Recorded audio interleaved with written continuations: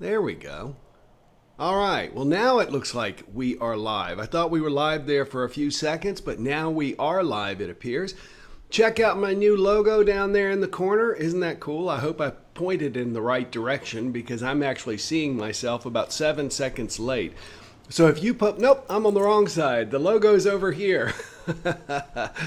There's a delay with the software that I'm using. So I'm very excited though to be using it because it allows me to do a lot more professional things.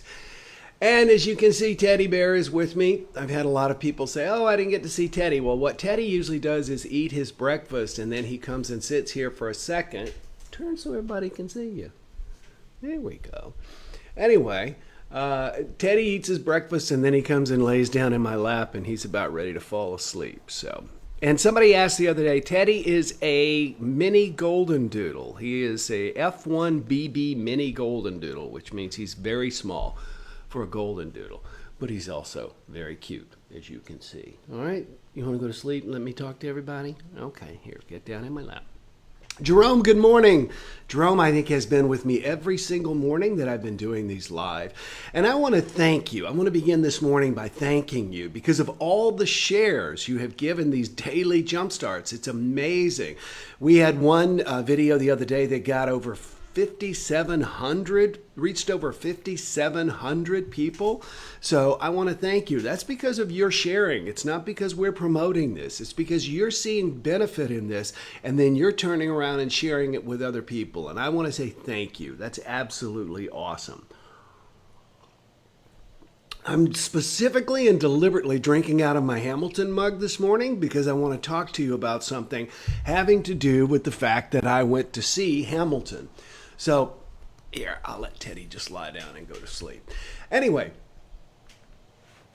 one of the issues with this coronavirus and us being quarantined, one of the biggest challenges, is that we never know when we can do something. In other words, it used to be for me that I would always have speaking events to look forward to, and I always look forward to them. As a professional speaker, a lot of people say, don't you get tired of getting on planes and going places and stuff? And it's like, no, I absolutely love it.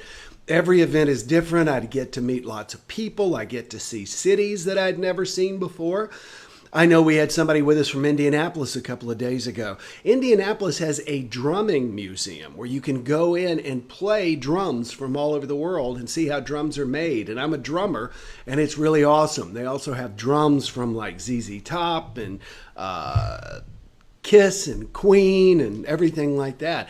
I would have never seen that had I not been a professional speaker. So now I'm always looking forward to something to do. Right now, we are all feeling very anxious. As I said yesterday in my JumpStart, when talking to my therapist, she said her therapist told her that literally everyone right now is in fight or flight mode. What does that mean? That means we are anxious.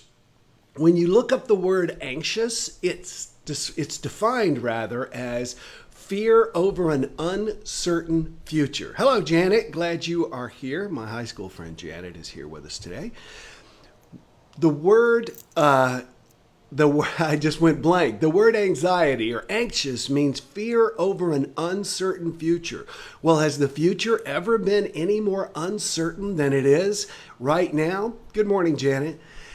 No. It has never been more uncertain. And yet, as I was talking about the other day, just like right now, if I pull up my CNN app or something like that, it is all going to be about the coronavirus. Literally everything on my phone is going to be about the coronavirus.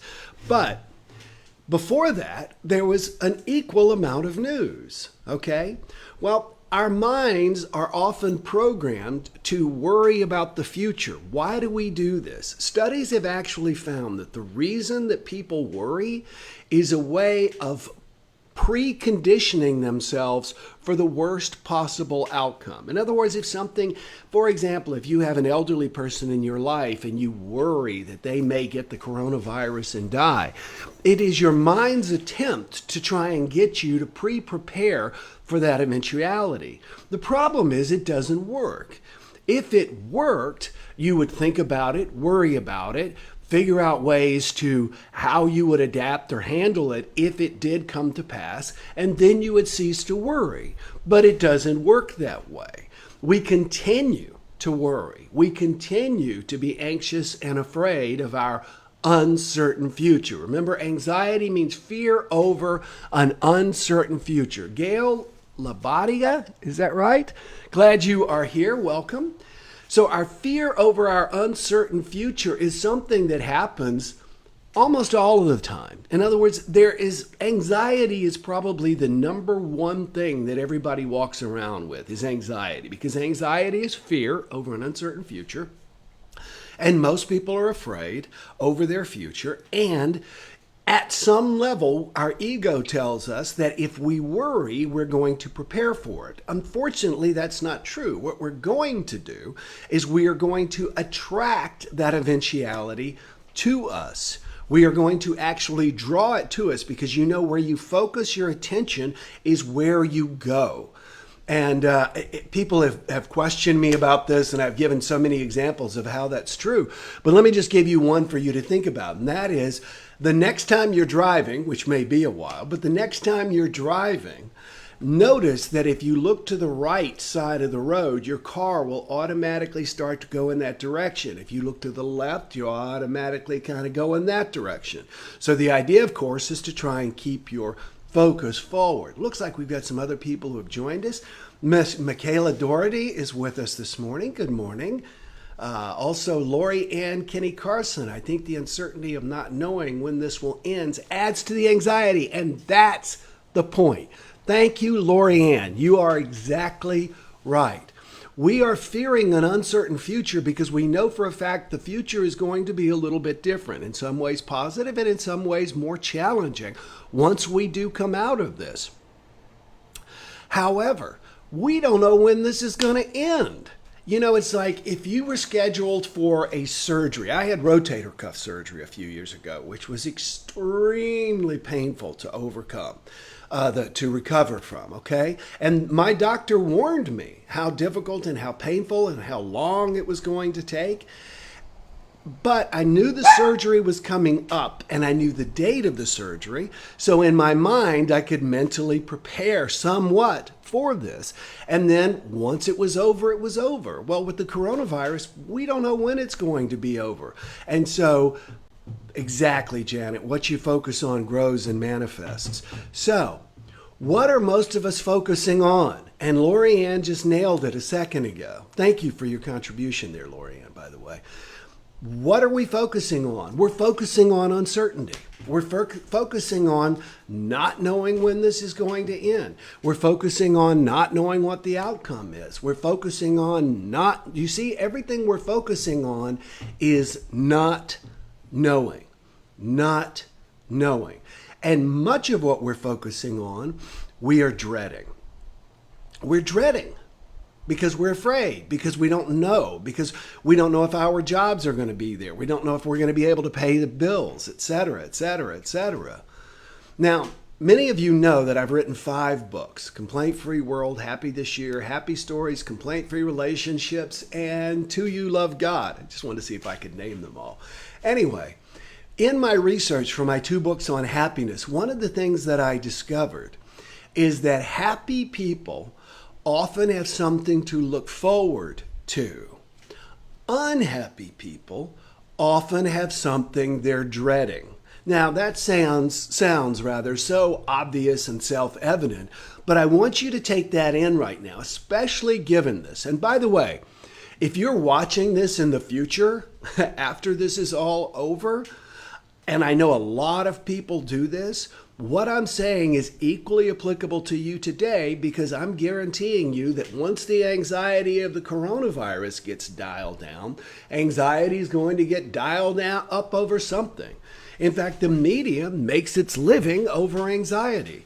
As I've said before, if you enrage, you engage. And the media is designed to enrage you. It's designed to upset you. So, people who are unhappy have a lot of things they're dreading. Oh, I got to go to the dentist Tuesday and have my wisdom tooth pulled. Now, I'm not saying you shouldn't go, oh man, that's a drag, etc. But the question is, do you need to run it through your head over and over and over again? And more importantly, because this is where we get into trouble, complain to other people about the fact that it's coming up. That elevates it in your mind. Now, again, I always want to be very clear about this. This is not about being Pollyannish or stuffing your emotions. You want to tell people how you're feeling that you're close to, as long as it's not just a constant litany of woes and fears. Part of our jobs is to elevate the people we're around. It's not to dump on them. One of the most important things we can do is to try and elevate people whom we are around. Teddy is saying, yes, that's true. By the way, let me catch up and say hello to Tammy. Good afternoon. Glad you are here. And think one day at a time and focus on the good that comes from each day. Kim, you have absolutely nailed it. That is so true. And this morning, what I want to encourage you to do, because this is a very anxious time, because our mind steps in and automatically thinks it's doing us some sort of favor by getting us to worry when it's not. It's actually drawing those negative things to us. My goal in these live JumpStarts during the quarantine of the coronavirus is to give you mental tools so that you come out of this healthier, happier, and possibly even, who knows, wealthier by learning to monitor your thoughts and learning to turn them in positive ways. Linda Farrell says, so true about the media, I try not to watch it. Watching comedies and positive affirmations, awesome. I love this. Sherry Green, yes, I am an old man, Mark Twain's quote, I am an old man and have known a great many troubles. Most of them never happened.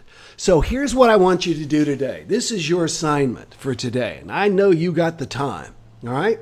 What I want you to do is I want you to plan something you're going to do after the virus is over. Plan a trip. Now just chill out a second. Don't riot against me. Plan a trip, plan a picnic, plan a concert you want to go to, plan an outing at a winery, plan a time with your family. One of the things that we used to do is we would go on Segway tours as a family.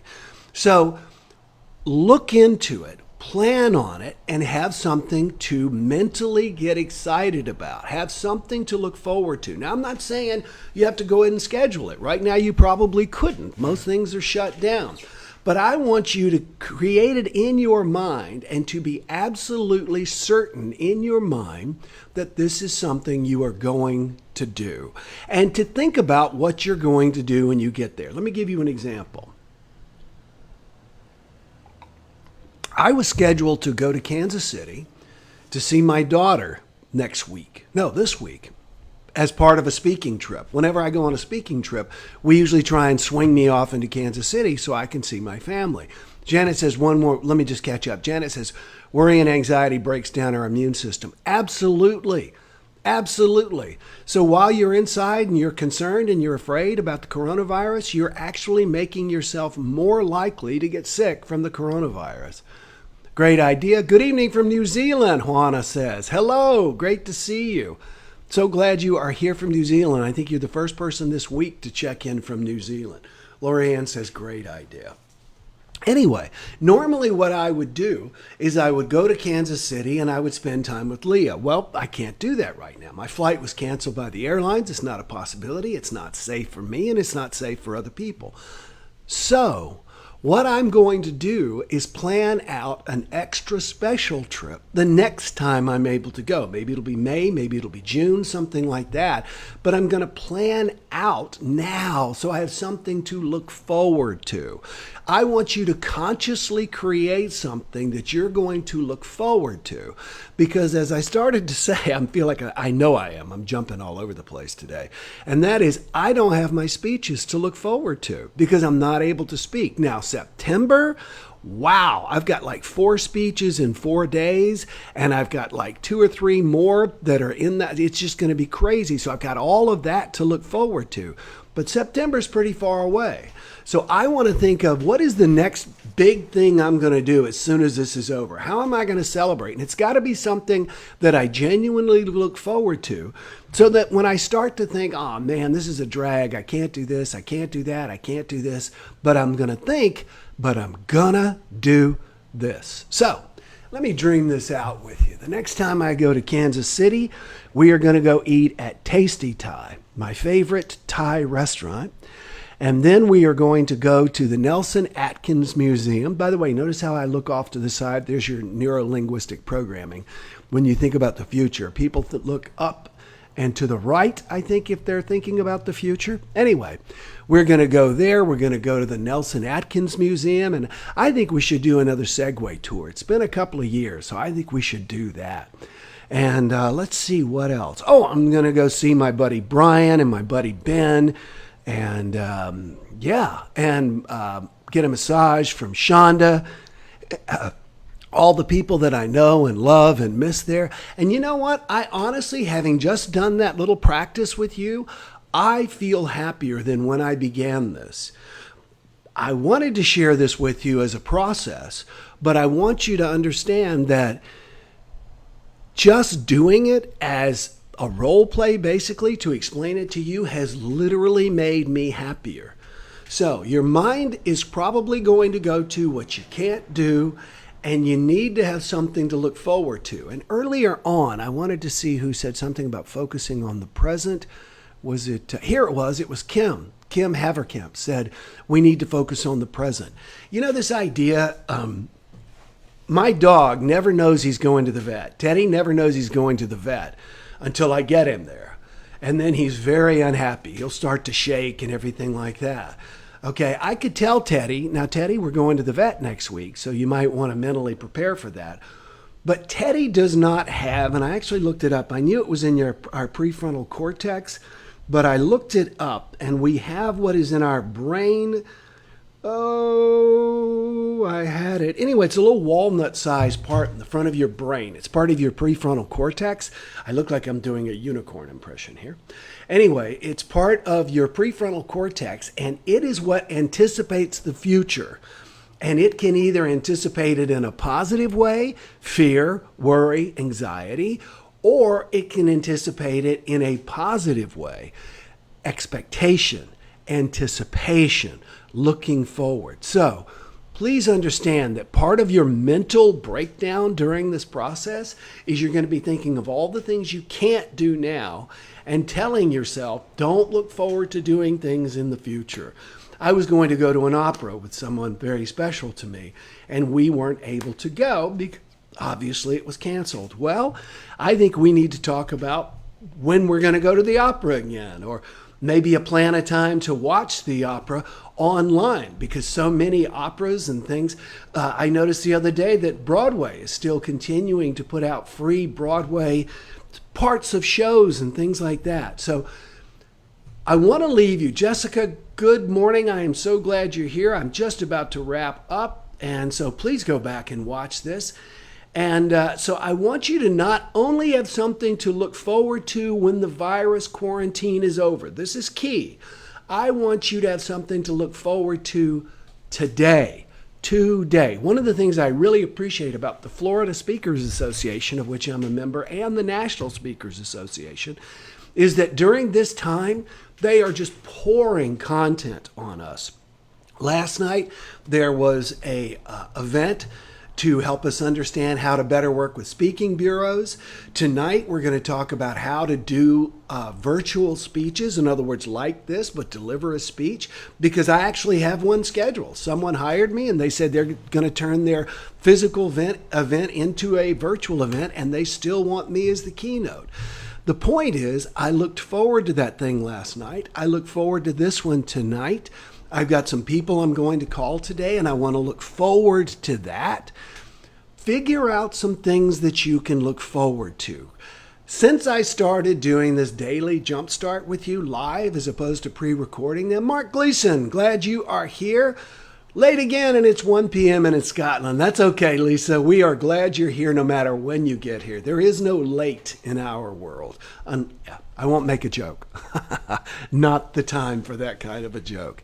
Anyway, I have been looking forward to getting up and doing these daily jump starts. I get up earlier in the morning. I go to bed earlier at night, and I look forward to these because I feel like every morning I get something that I get to share of importance to help you, which is so important to me. So I look forward to that. So what are you going to look forward to today? Great, Lisa. Sounds good.